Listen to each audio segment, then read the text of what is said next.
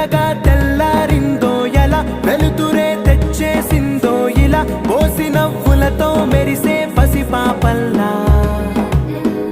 చేదతో బావులలో గలగల చెరువులో బాతుల ఈతల కళ